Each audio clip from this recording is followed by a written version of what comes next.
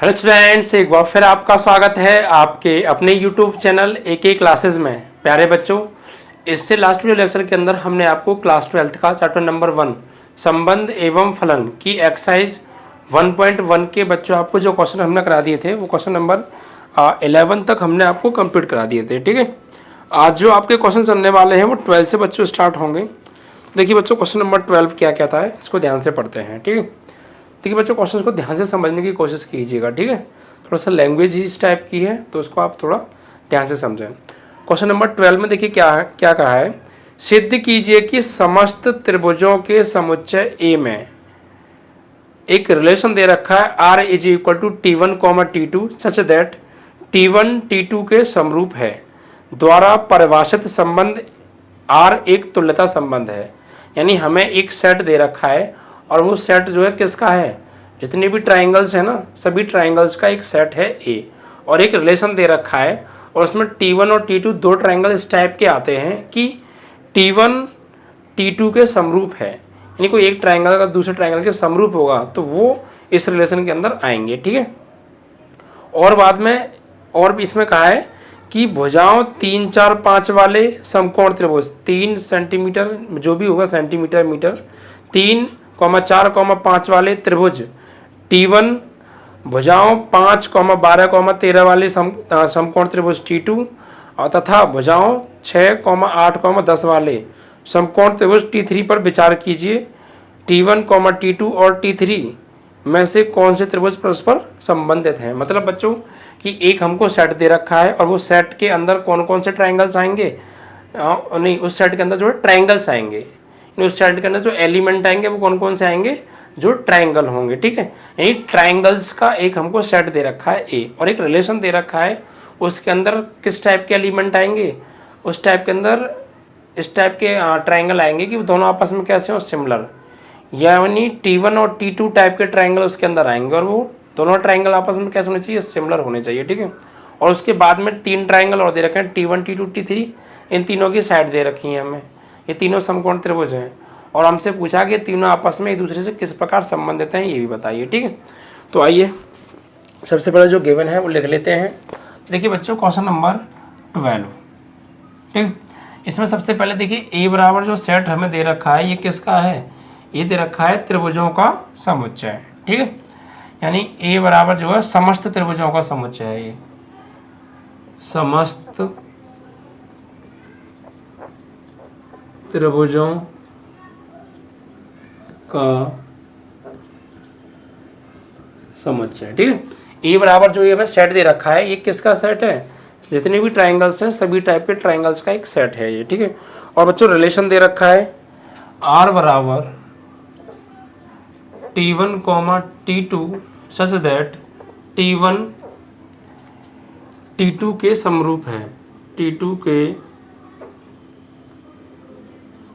समरूप है। ठीक है, ये एक रिलेशन दे रखा है। देखिए ये क्वेश्चन 2 पार्ट में है थोड़ा सा, तो पहले इस पार्ट को हम सॉल्व कर लेते हैं। और हमसे ये पूछा है बच्चों कि ये जो रिलेशन है ये तुल्यता रिलेशन होगा या तुल्यता संबंध होगा। तो सबसे पहले देखिए एक बार और समझते हैं क्या दिया है। एक सेट दे रखा है, इसमें समस्त त्रिभुजों का समुच्चय है ये। ठीक है, और R एक रिलेशन दे रखा है T1, T2। और बच्चों T1, T2 कैसे हैं, T1 T2 से रिलेटेड है समरूपता के लिए, यानी T1 और T2 कैसे हैं, समरूप हैं।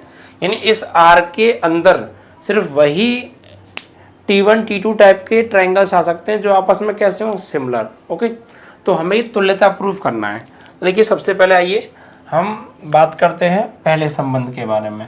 तो बच्चों जो पहला संबंध है वो क्या है, वो है हमारा स्वतुल्य संबंध। ठीक है, स्वतुल्य संबंध। देखिए बच्चों इस रिलेशन के अंदर कौन कौन से टाइप के ट्राइंगल आ सकते हैं, T1 T2 टाइप के, और वो आपस में कैसे होने चाहिए, सिमिलर होने चाहिए। तो ये देखिए हमें तुल्यता प्रूफ करना है। तो तुल्यता प्रूफ करने के लिए बच्चों हमको ये सममित भी प्रूफ करना पड़ेगा, संक्रामक भी प्रूफ करना पड़ेगा और सतुल्य भी प्रूफ करना पड़ेगा। अगर तीनों ये रिलेशन बनेंगे तो फिर ये एक तुल्यता रिलेशन हो जाएगा। ठीक है, तो आइए चेक करते हैं। देखिए सबसे पहले तुल्यता संबंध की बात करते हैं। देखिए बच्चों इसके अंदर तो सभी टाइप के ट्रायंगल आ रहे हैं, लेकिन इसके अंदर कौन कौन से ट्रायंगल आएंगे, वही जो आपस में कैसे होंगे, सिमिलर। तो बच्चों बात करें स्वतुल्य संबंध की, जो स्वतुल्य संबंध होता है उसकी कंडीशन क्या होती है बच्चों, कि अगर कोई एक एलिमेंट ए सेट ए से बिलोंग करता है तो ए कॉमा ए आर से बिलोंग करना चाहिए, यानी उस एलिमेंट का खुद के साथ ही क्या है, रिलेशन होना चाहिए। ठीक है, तो इसी प्रकार आप यहाँ पे देखिए T1 और T2 दो टाइप के ट्रायंगल इसके अंदर आएंगे। तो अगर बात करूँ मैं T1 की, तो T1 का T2 के साथ जो रिलेशन है वो क्या है, समरूपता का है। ये T1 और T2 समरूप हैं तो इस ट्रायंगल के अंदर आ रहे हैं। लेकिन अगर मैं बात करूँ सिर्फ ट्रायंगल T1 की, तो बच्चों ट्रायंगल T1 क्या खुद के समरूप नहीं होगा, ऑफकोर्स होगा ना, कोई भी ट्रायंगल हो वो खुद के तो समरूप होता है।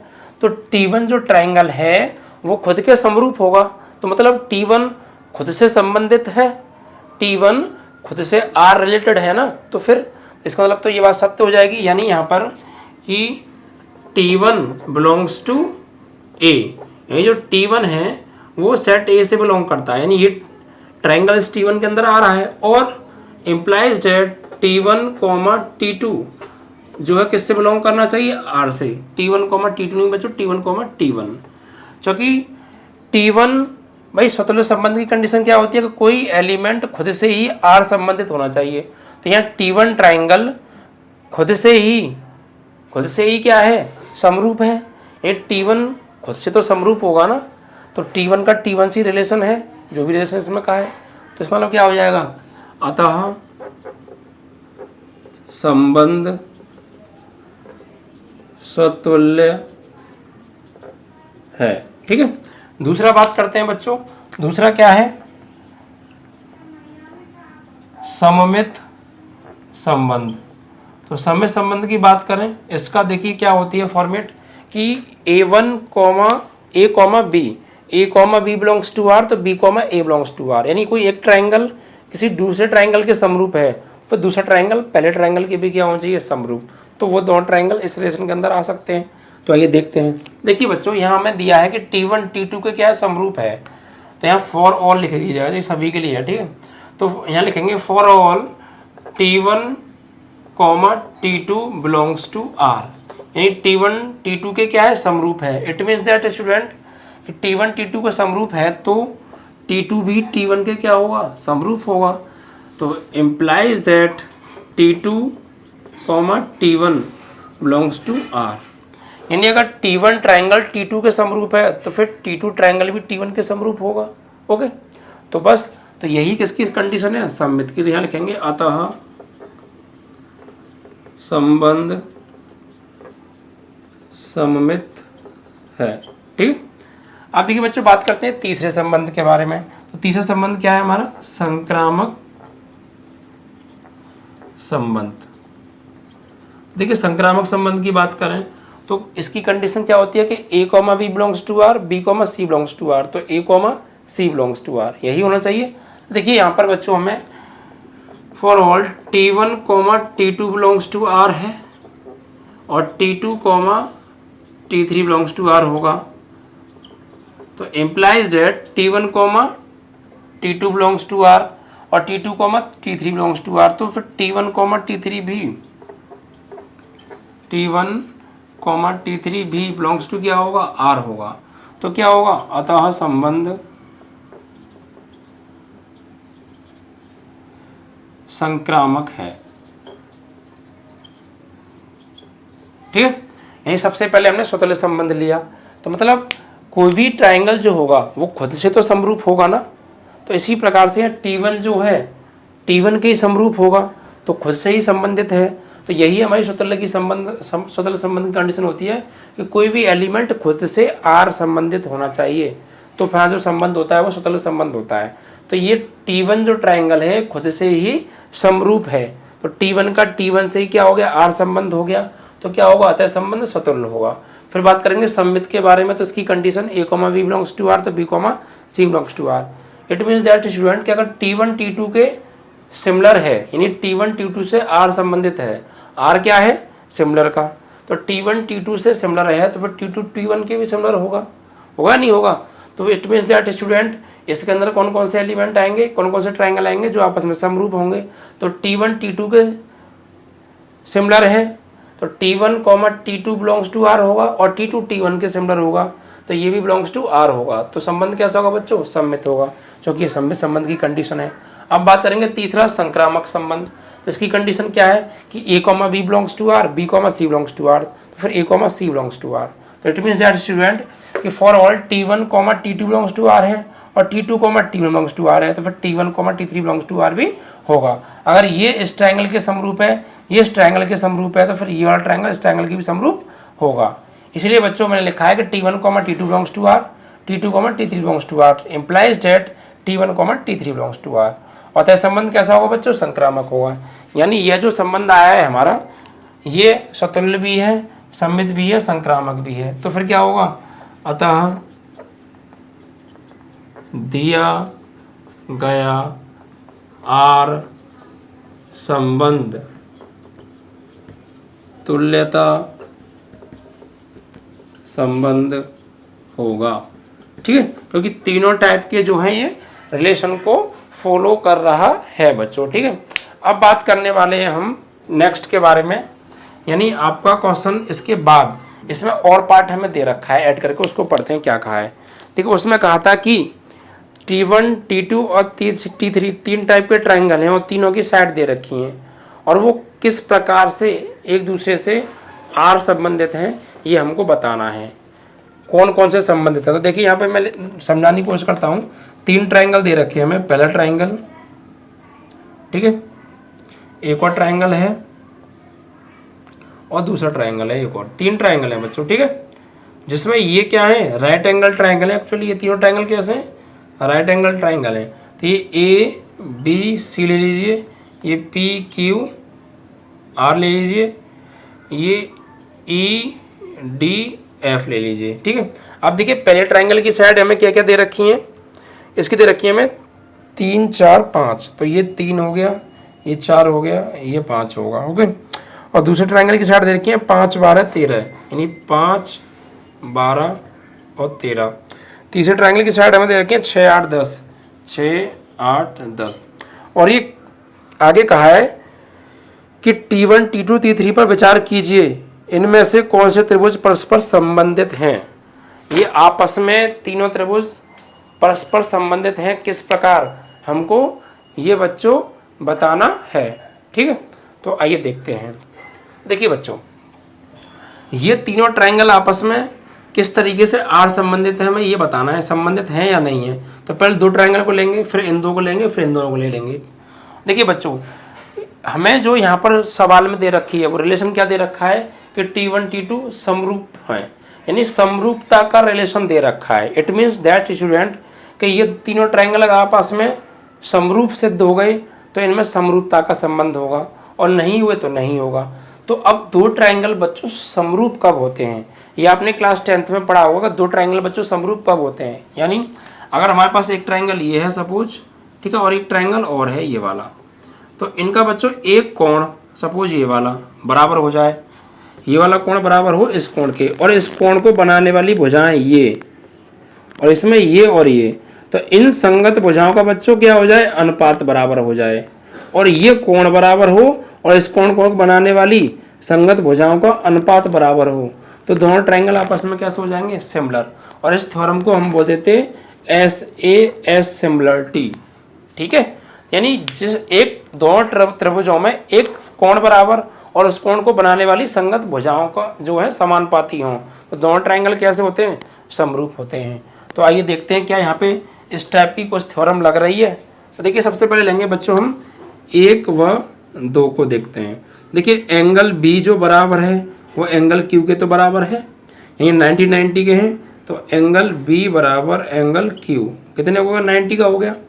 लेकिन कोण तो बराबर है, क्या इस कोण को बनाने वाली भुजाओं का अनुपात भी बराबर आ रहा है? अगर अनुपात और बराबर आ जाए तो दोनों कैसे हो जाएंगे? सिमिलर। ठीक है, तो देखिए ये बट्टे ये, यानी 4/12 क्या बराबर आएगा 3/5 के? 3/5 के, यानी ये बट्टे ये बराबर ये बट्टे ये, लेकिन क्या बराबर आ रहा है? क्या 4/12 5/3 के बराबर होगा? नहीं, ये 4 3 12 हो गया, यानी ये आ गया आपका 1/3 और ये आ रहा है 3/5, तो कभी बराबर नहीं है, लिखेंगे बराबर नहीं है। क्या लिखेंगे, इनमें तो कोई रिलेशन बच्चों है नहीं, यानी पहले और दूसरे त्रिभुज में कोई भी संबंध आपका नहीं है। अब बात करेंगे दूसरे तीसरे के बारे में। ठीक, तो देखिए दूसरे तीसरे में देखिए वही एंगल क्यू बराबर है एंगल डी के, क्योंकि 90 है। अब बात करेंगे संगत भुजाओं की। देखिए इसकी 12 और इसकी 8, तो 12/8 बराबर 5/6, 5/6 क्या बराबर आएंगे, तो ये 4 दूनी 4 तिया, ये 3/2 आ रहा है, ये 5/6 आ रहा है, तो बराबर नहीं है। तो ये भी आपस में किसी भी प्रकार से आर संबंधित नहीं है। और फर्स्ट और थर्ड को लीजिए, देखिए एंगल बी बराबर है एंगल डी के, यानी फर्स्ट एंड थर्ड से, तो देखिए एंगल बी बराबर है एंगल डी के, क्योंकि 90 डिग्री है। क्या इन कोणों को बनाने वाली भुजाओं का अनुपात बराबर आ रहा है, अगर आ गया तो समरूपता का संबंध है, अदरवाइज नहीं है। देखिए इसकी ए बी यानी 4 और इसकी ई डी बटे 8 यानी 4/8 बराबर इसकी सी बी 3 और इसकी एफ डी 6 यानी 3/6, तो 4 दूनी 8 3 दूनी 6, तो 1/2 बराबर 1/2।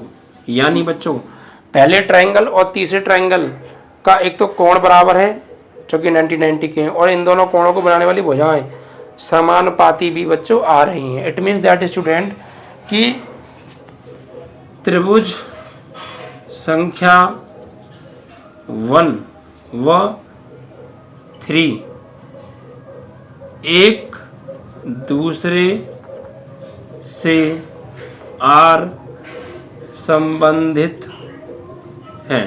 ठीक है बच्चों, यानी पहला दूसरा आपस में संबंधित नहीं है, दूसरा तीसरा आपस में संबंधित नहीं है, लेकिन पहला और तीसरा आपस में संबंधित है, यानी दोनों आपस में समरूप हैं। ठीक है, तो इन तीनों ट्रायंगल्स में एक दूसरे से कौन संबंधित है ये बताना था, तो हमने बता दिया कि पहला और तीसरा संबंधित है। और बच्चों यहाँ पर इस रिलेशन को हमें तुल्यता संबंध जो है हमको प्रूफ करना था। ठीक है, तो ये हो गया। देखिए बच्चों क्वेश्चन नंबर 13 की ओर बढ़ते हैं। देखिए क्वेश्चन नंबर 13 के अंदर क्या कहा है, इसको ध्यान से पढ़िए। सिद्ध कीजिए कि समस्त बहुभुजों के समुच्चय ए में, यानी एक सेट दे रखा है ए और उसके अंदर सभी बहुभुज आए हुए हैं। ठीक, और हमसे आगे कहा है कि R बराबर एक रिलेशन है P1, P2 such that P1 तथा P2 की भुजाओं की संख्या समान है। यानी रिलेशन में P1, P2 टाइप के क्या है, बहुभुज हैं, और वो किस प्रकार कौन कौन से बहुभुज इस रिलेशन के अंदर आएंगे, मतलब वो बहुभुज इस रिलेशन के अंदर आएंगे जिनकी भुजाओं की संख्या आपस में कैसी होगी, समान होगी। यानी पहले बहुभुज के भुजाओं की संख्या बराबर दूसरे बहुभुज की भुजाओं की संख्या, तो दोनों बहुभुज इस रिलेशन के अंदर आ सकते हैं। ठीक है, इस प्रकार से परिभाषित संबंध एक तुल्यता संबंध है, ये हमें प्रूफ करना है तुल्यता संबंध। और 3, 4 और 5 लंबाई की भुजाओं वाले समकोण त्रिभुज से संबंधित समुच्चय ए के सभी अवयवों का समुच्चय भी ज्ञात कीजिए।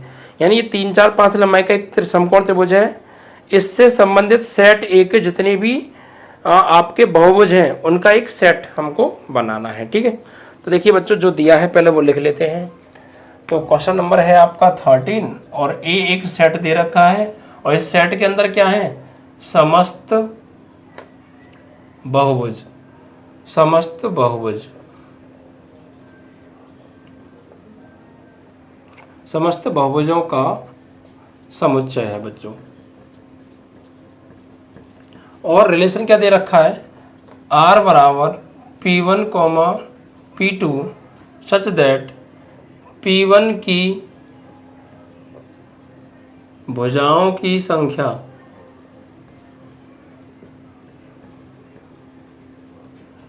P2 की भुजाओं की संख्या के समान है। ठीक है, यानी P1 व P2 की भुजाओं की संख्या क्या है, आपस में समान है, ये एक रिलेशन दे रखा है। ठीक है, अब देखिए इसको पहले हम तुल्यता प्रूफ करते हैं, बाकी आगे का पार्ट फिर उसके बाद देखेंगे। देखिए सबसे पहले बच्चों इस R के अंदर P1, P2 टाइप के बहुभुज आएंगे और वो बहुभुज इस टाइप के आएंगे कि उनमें दोनों की जो आपस में भुजाओं की संख्या है वो समान होनी चाहिए। यानी इस टाइप के पॉलीगॉन इस रिलेशन के अंदर आएंगे कि उनकी आपस में भुजाओं की संख्या क्या हो, समान हो। अगर उन पॉलीगॉन्स की भुजाओं की संख्या आपस में समान है तो इस रिलेशन के अंदर आ सकते हैं। ठीक है, यानी अगर एक पॉलीगॉन की भुजाओं की संख्या 3 है तो दूसरे की भी क्या होनी चाहिए 3, तो दोनों इस रिलेशन के अंदर आ जाएंगे। इसी प्रकार एक की 4 है दूसरे की भी 4, एक की 5 है दूसरे के भी 5, तो इस टाइप के पॉलीगॉन्स इस रिलेशन के अंदर आ सकते हैं। ठीक है, और ये जो एक सेट दे रखा है इसमें सभी प्रकार के जो है पॉलीगॉन्स का जो है ये सेट है, यानी 3 भुजाओं वाले भी, 4 भुजाओं वाले भी, 5 भुजाओं वाले भी, 6 भुजाओं वाले भी, सभी टाइप के पॉलीगॉन इसके अंदर हैं। अब बात करें बच्चों पॉलीगॉन, तो पॉलीगॉन आप समझते होंगे, ये ट्राइंगल है, ये एक पॉलीगॉन है, ये एक चतुर्भुज है, ये एक पॉलीगॉन है, तो ये सब आकृतियाँ जो होती हैं पॉलीगॉन कहलाती हैं। ठीक, मिनिमम जो साइड होती हैं वो पॉलीगॉन में वो 3 होती हैं। ठीक है, इनके 3 साइड आपस में मिली होंगी तो वो क्या होगा, जो है बंद वाला पॉलीगॉन होगा आपका। ठीक है, तो देखिए बच्चों अब बात करते हैं आगे। तो पॉलीगॉन आप समझ गए, ट्राइंगल, चतुर्भुज, पंचभुज, 6 भुज, 7 भुज, 8 भुज, 9 भुज, 10 भुज वाली जितनी भी आकृतियाँ ये सब क्या होती हैं पॉलीगॉन कहलाती हैं। ठीक है, अब देखिए बच्चों इसको हमें ना तुल्यता प्रूफ करना है, तो उसके लिए हमें तीनों संबंध प्रूफ करने पड़ेंगे, स्वतुल्य, सममित और संक्रामक। तो पहले बात करते हैं स्वतुल्य संबंध। देखिए स्वतुल्य संबंध की कंडीशन आप जानते हैं, अगर कोई एक एलिमेंट सपोज ए सेट ए से बिलोंग करता है तो ए कॉमा ए आर से बिलोंग करना चाहिए। देखिए यानी कोई भी एलिमेंट खुद से आर संबंधित होना चाहिए, जो भी रिलेशन है उसका खुद के साथ वही रिलेशन बनना चाहिए, तो वो हमारा स्वतुल्य होगा, अदरवाइज नहीं होगा। तो देखिए यहाँ पर जो रिलेशन है वो P1 की भुजाओं की संख्या P2 की भुजाओं की संख्या के बराबर है, संख्या के बराबर है, ये रिलेशन है। तो देखिए कोई भी पॉलीगॉन है उसकी भुजाओं की संख्या उसके खुद की भुजाओं की संख्या के बराबर तो ऑफकोर्स होगी ना भाई। एक पॉलीगॉन है सपोज 3 भुजाएं उसमें, तो उस पॉलीगॉन की 3 भुजाएं उसी पॉलीगॉन की 3 भुजाओं के बराबर होगी या नहीं होगी, यानी उस पॉलीगॉन का खुद के साथ तो वही रिलेशन होगा ना, कौन सा, समान संख्याओं की भुजा वाला। ठीक है, तो यहाँ पर लिखेंगे for all P1 belongs to A implies that P1 comma P1 comma P1 belongs to R, अतः संबंध स्वतुल्य है।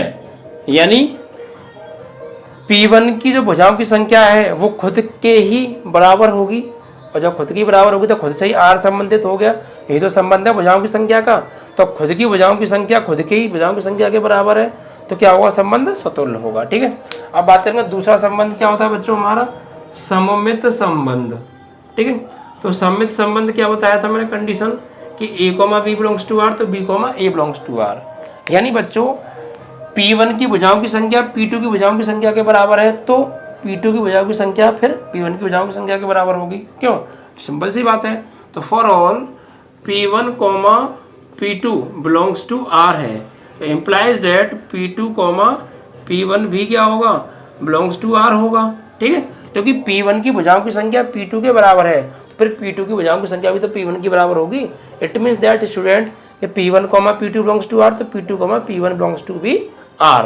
तो संबंध कैसा होगा, अतः संबंध कैसा होगा बच्चों, सममित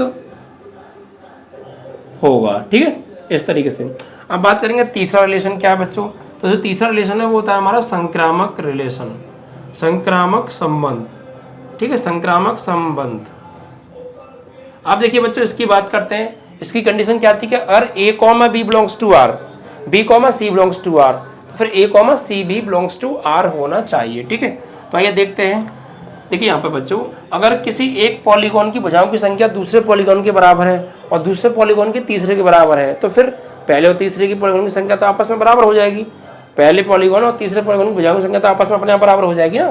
तो for all P1 comma P2 belongs to R, P2 comma P3 belongs to R implies that P1 comma क्या होगा, P3 बिलोंग्स टू R होगा।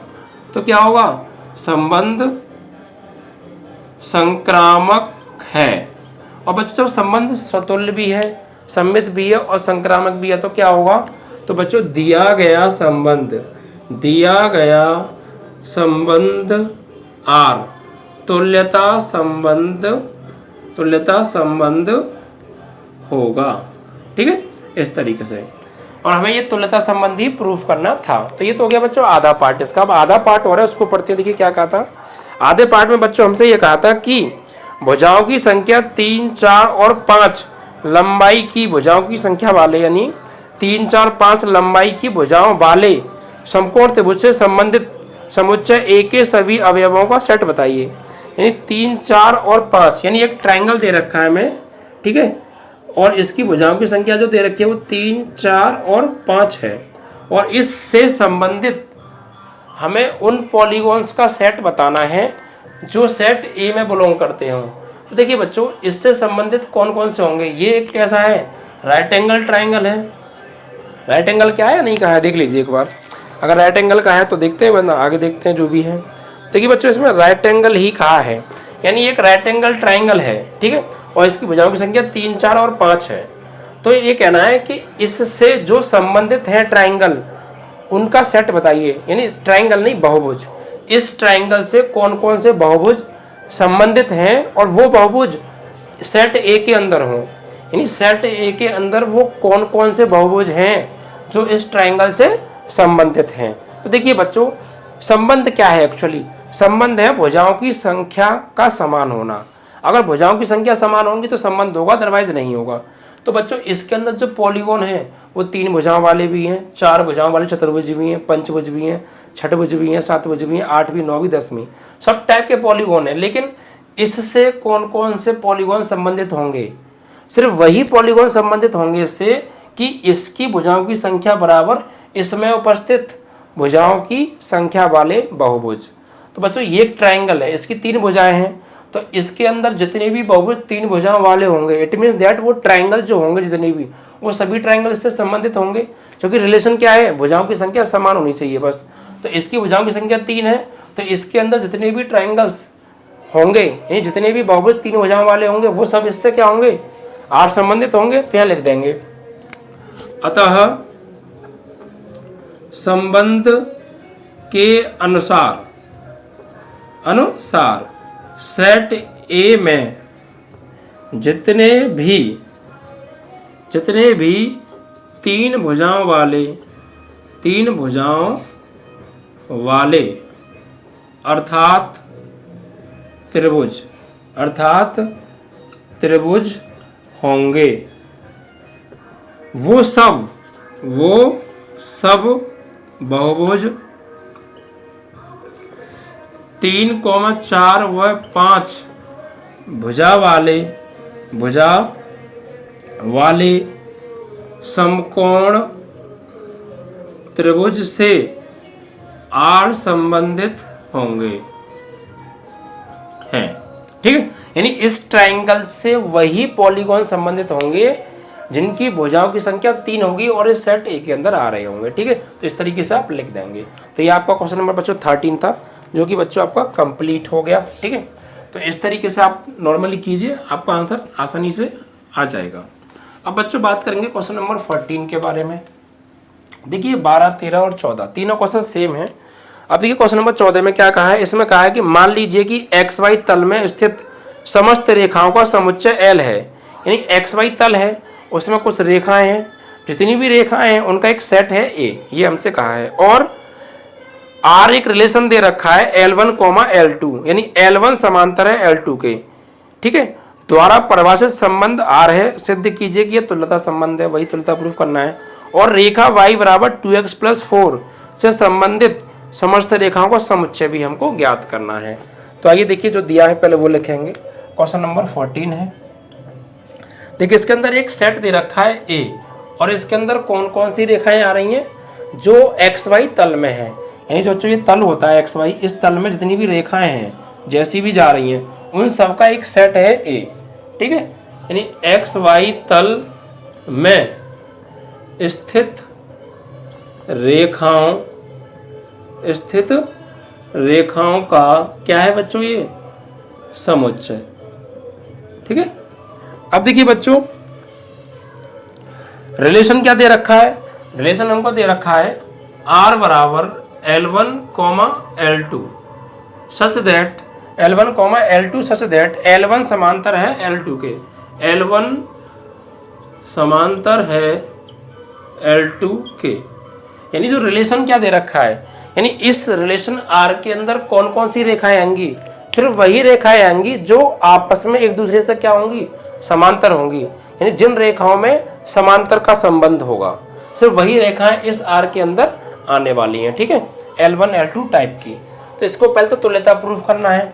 तो सबसे पहले तुल्यता के लिए स्वतुल्य संबंध की हम बात करेंगे। स्वतुल्य संबंध, देखिए इसका कंडीशन क्या होती है कि कोई भी एलिमेंट खुद से ही R संबंधित होना चाहिए। देखिए बच्चों, कोई भी रेखा हो वो खुद के तो समांतर होती है ना, यानी अगर L1 टाइप की कोई रेखा है XY प्लेन में तो वो खुद के ही समांतर होगी। क्योंकि हम समांतर क्यों कह रहे हैं, क्योंकि हमें जो रिलेशन दे रखा है वो समांतर का ही दे रखा है, तो हमें समांतर रिलेशन निकालना है। तो कोई भी रेखा खुद के समांतर होती है नहीं होती है बच्चों, तो ऑफकोर्स होती है। तो यहाँ पे लिखेंगे for all L belongs to A implies that L1, L belongs to R, यानी कोई भी रेखा खुद से ही R संबंधित होगी, यानी L खुद के ही क्या होगी, समांतर होगी। ऑफ कोर्स कोई भी रेखा खुद के समांतर होती है। तो लिखेंगे अतः संबंध कैसा है, स्वतुल्य है। ठीक है, अब बात करेंगे दूसरा। तो जो दूसरा क्या होता है, दूसरा होता है आपका सममित संबंध। देखिए दूसरे सममित संबंध के बारे में क्या कहेंगे, तो फॉर ऑल अगर बच्चों L1 L2 के समांतर है तो ऑफ कोर्स L2 L1 के समांतर होगी। सपोज ये L1 है और ये L2 है, ये L1 और ये L2, तो अगर ये इसके समांतर है तो ये तो इसके समांतर होगी नहीं होगी। तो यहाँ पे लिखेंगे for all L1, L2 belongs to R implies that L2, L1 belongs to R, अतः संबंध क्या होगा, सममित है। ठीक है, और आप चाहें तो लिख सकते हैं कि अगर L1 L2 के समांतर है तो L2 भी L1 के समांतर होगी, ये आप लिख भी सकते हैं यहाँ नीचे, कोई दिक्कत नहीं है। इसी प्रकार यहाँ पर आप लिख सकते हैं कि कोई भी रेखा खुद के समांतर होती है, तो ये आप लिख भी देंगे तो कोई प्रॉब्लम नहीं है, फिर भी अच्छा रहेगा। अब देखिए बच्चों, ये तो आ गया आपका सममित संबंध। अब बात करेंगे तीसरे संबंध के बारे में। तो बच्चों तीसरा संबंध क्या होता है, तीसरा संबंध होता है बच्चों संक्रामक संबंध। संक्रामक संबंध, अब इसके बारे में बात करते हैं। तो संक्रामक संबंध की कंडीशन कि अगर कोई एक रेखा दूसरी रेखा के समांतर है और दूसरी रेखा तीसरी रेखा के समांतर है तो ऑफ कोर्स पहली रेखा तीसरी रेखा क्या होगी, पैरेलल होगी। और ये आप छोटी क्लासेस में पढ़ भी चुके हैं 9th 10th में। देखिए बच्चों यहाँ पे लिखेंगे for all L1, L2 belongs to R, मतलब L1 L2 के पैरेलल है, कॉमा L2 पैरेलल L3, यानी L2, L3 belongs to R। तो of course implies that L1, L3 belongs to R। तो आप ये भी लिख सकते हैं कि अगर कोई एक रेखा दूसरी रेखा के समांतर है, कोई एक रेखा L1 दूसरी रेखा L2 के समांतर है और दूसरी रेखा L2 तीसरी रेखा L3 के समांतर है, तो ऑफ कोर्स L1 L3 के क्या होगी, समांतर होगी। तो अतः बच्चों संबंध कैसा होगा, संबंध हमारा जो होगा वो संक्रामक होगा, क्योंकि संक्रामक संबंध की कंडीशन यहाँ पर पूरी हो रही है।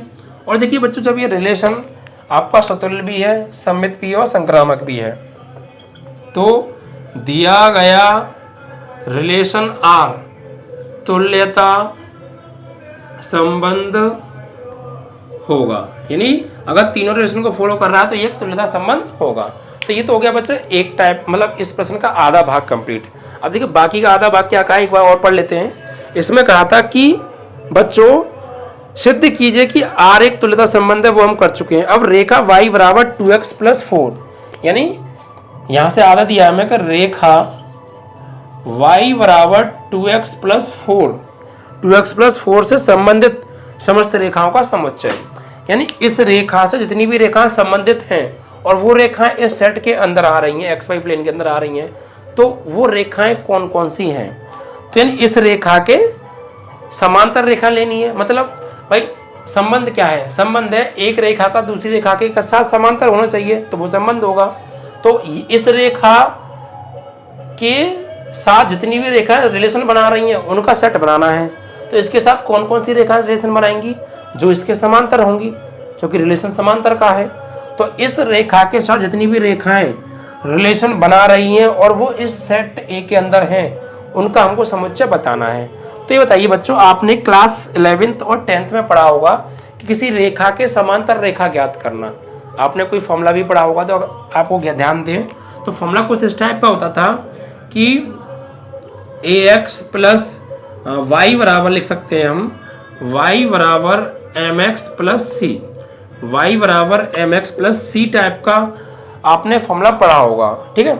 और उस पर हम क्या करते थे, इस कांस्टेंट वैल्यू की जगह पर कुछ अलग से वैल्यू रखते थे, यानी लैम्डा लगा दो या कुछ भी, यानी किसी रेखा के समांतर रेखा का समीकरण कैसे निकालते थे, कांस्टेंट वैल्यू की जगह पर हम जो है कुछ मान लेते थे अलग से वैल्यू। तो इसी प्रकार बच्चों, यानी इस रेखा के समांतर कौन सी रेखा होंगी, जिसमें y बराबर 2x प्लस 4 की जगह बच्चों कोई और कांस्टेंट वैल्यू हम मान लेंगे। मान लीजिए बच्चों a है ये, तो इस रेखा के समांतर ये रेखा कब होगी, जब इस कांस्टेंट वैल्यू की जगह पे यहाँ पर कोई और कांस्टेंट वैल्यू आ जाएगी। और जहां बच्चों ये जो कांस्टेंट वैल्यू है ये क्या होनी चाहिए, ये जो कांस्टेंट वैल्यू है ये r से बिलोंग करनी चाहिए, ठीक है। यानी बस इस कांस्टेंट वैल्यू की जगह पर कोई नई चीज लगाते थे ना, y बराबर mx प्लस सी या फिर ax प्लस by प्लस सी बराबर 0 के समांतर अगर हमें कोई रेखा निकालनी होती थी तो क्या मानते थे, ax प्लस by, उसकी जगह क्या मान लेते थे, लैम्डा मान लेते थे कांस्टेंट वैल्यू की जगह, तो ये इसके समांतर हो जाती थी। इसी प्रकार बच्चों, अगर इसके हमें कोई समांतर चाहिए तो इस कांस्टेंट वैल्यू की जगह कुछ मान लेंगे, और जी कांस्टेंट वैल्यू जो हमने मानी है ये r संबंधित होनी चाहिए, यानी r से बिलोंग करनी चाहिए, ठीक है। तो इस टाइप की रेखाओं का जो समुच्चय होगा वो इसके समांतर होगा। ये आप इस तरीके से भाषा बना के लिख दीजिएगा, ठीक है। तो इस तरीके से बच्चों ये आपका क्वेश्चन नंबर 14 भी कंप्लीट हुआ, ठीक है। अब बात करके नेक्स्ट क्वेश्चन आपका है 15। तो देखिए बच्चों 15 क्वेश्चन क्या कह रहा है, 15 क्वेश्चन की अब हम बात करते हैं। तो देखिए बच्चों 15 क्वेश्चन में क्या है, मान लीजिए कि समुच्चय दे रखा है बच्चों, एक हमें क्या दे रखा है, मान लीजिए कोई समुच्चय है, तो हमने मान भी लिया। चलिए 15वां सवाल है, एक a बराबर हमें एक समुच्चय दे रखा है और इसके अंदर 1 2 3 4 1 से लेकर 4 तक के एलिमेंट दे रखे हैं। और बच्चों रिलेशन यहाँ हमें बनाना नहीं है, बहुत पका पकाया सवाल दे रखा है, यानी रिलेशन हमको दे रखा है बनाकर।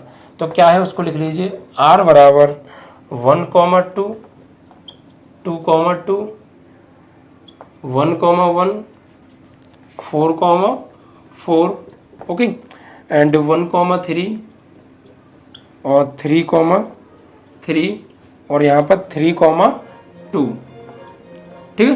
तो इस तरीके से एक रिलेशन दे रखा है। अब इसमें ये बताना है द्वारा परिभाषित संबंध R है, निम्नलिखित इसमें से सही उत्तर चुनना है।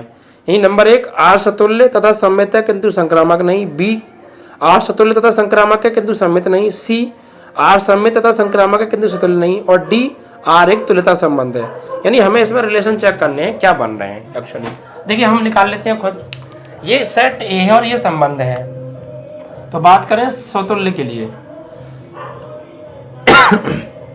स्वतुल्य बच्चों संबंध, तो स्वतुल्य संबंध की कंडीशन क्या है कि बच्चों अगर कोई एक एलिमेंट इस सेट A के अंदर आ रहा है, तो यानी सपोज एक एलिमेंट 1 है और वो सेट A के अंदर आ रहा है 1, तो 1, 1 R के अंदर आना चाहिए।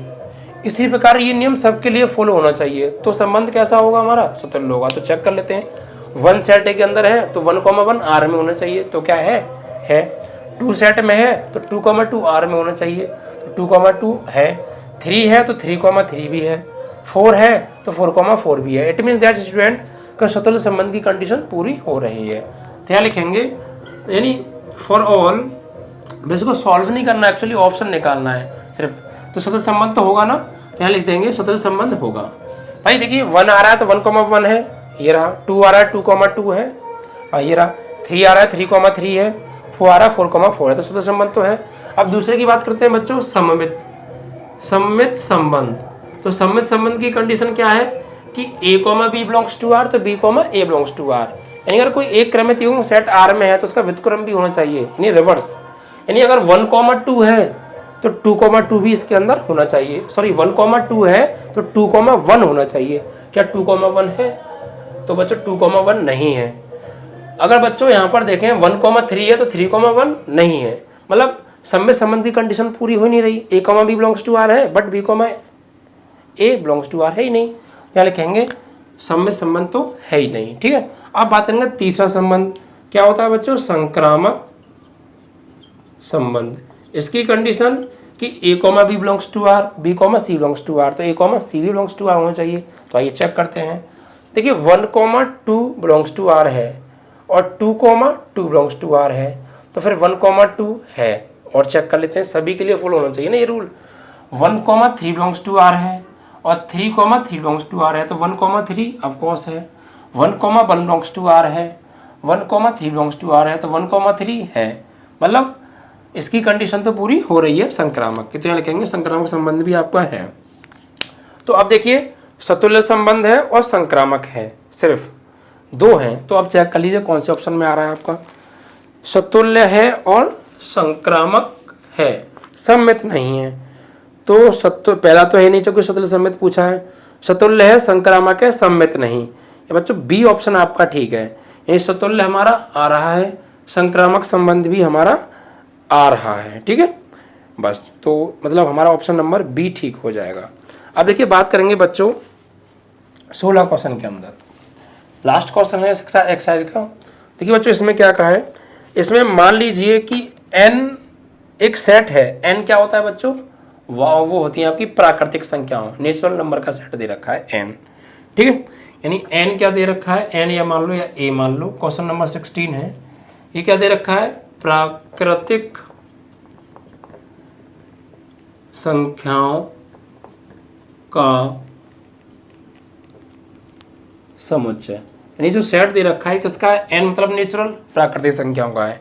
और बच्चों रिलेशन क्या दिया है, रिलेशन जो दे रखा है वो हमें दिया है कि a, b such that a is equal to b minus 2 और comma b is greater than 6, यानी b की वैल्यू क्या है, 6 से छोटी लेनी है। ठीक है, और ऑप्शन दे रखे हैं, कौन सा ऑप्शन ठीक होगा। तो देखिए बच्चों ऑप्शन में लिख लेता हूँ, ऑप्शन से जल्दी हो जाएगा। देखिए हमें एक पहला ऑप्शन दे रखा है a और इसमें 2, 4 बिलोंग्स टू क्या दे रखा है, r। b ऑप्शन दे रखा है 3, 8 बिलोंग्स टू r है। c ऑप्शन दे रखा है 6, 8 बिलोंग्स टू r है। और डी ऑप्शन दे रखा है 8, 7 बिलोंग्स टू r है। तो कौन सा ऑप्शन इन चारों में से ठीक है, हमें ये चेक करना है। देखिए बच्चों प्राकृतिक संख्याओं का समुच्चय है और संबंध क्या है, a का मान अगर b के मान में से 2 घटा दें तो हमें a का मान मिल जाएगा और b का मान क्या लेना है, 6 से छोटा लेना है। ठीक है, तो देखिए बच्चों देखते हैं क्या क्या बनेंगे। अगर हम बच्चों b का मान जो है 6 से छोटा लेना है, तो मतलब ये मान है a का और ये मान है b का, तो सिर्फ आप पहले b का मान देखिए। अगर इनमें से किसी में भी b का मान 6 से छोटा लिया है तो वो तो होगा ही नहीं, क्योंकि b का मान हमें 6 से बड़ा लेना है, छोटा नहीं लेना। तो अब इसमें आप ये देखिए इन क्रमित युग्मों में कि क्या b का मान 6 से छोटा लिया है इसमें किसी में। अगर 6 से छोटा b का मान किसी में लिखा है तो वो तो काट दीजिए आप देखते ही, क्योंकि हमें b का मान 6 से बड़ा लेना है, छोटा नहीं। तो छोटा बात तो चलेगा ही नहीं। तो देखिए यहाँ पर ये a हो गया, ये b हो गया, तो इसमें जो 4 है वो 6 से छोटा है, तो b का मान 6 से बड़ा लेना है ना कि छोटा। तो ये तो हो नहीं सकता। 8 ये हो सकता है, चेक करेंगे। 8 ये भी हो सकता है। 7 इन तीनों में से कोई एक आंसर अब हमारा हो सकता है। तो देखिए बच्चों अगर हम लें b की जगह 6 से बड़ा लें, बड़ा क्या मान लीजिए 8 लेते हैं, तो क्या 3 मिलेगा हमें a का मान, चेक करिए। अगर हम यहाँ पे लें b की जगह 8 और उसमें से क्या घटा देंगे 2, तो क्या मिलेगा बच्चों, 6 मिलना चाहिए। लेकिन यहाँ पे क्या मिल रहा है 3। भाई a बराबर क्या है, a बराबर b माइनस 2 है। अगर मैं b की वैल्यू लेता हूँ बच्चों 8, तो क्या a का मान 3 मिलेगा। तो देखते हैं b का मान 8 लूँगा और 2 घटाऊंगा तो 6 मिलेगा, 3 का मिल रहा है, तो ये भी गलत हो गया। अब देखिए बच्चों अगर मैं b का मान 8 लूँ तो a का मान 6 मिल रहा है क्या मुझे, देखते हैं। b का मान मैंने लिया 8 और घटाया 2, तो a का मान क्या मिल रहा है, a का मान 6 मिल रहा है, तो मिल रहा है, यही ठीक हो गया। ओके।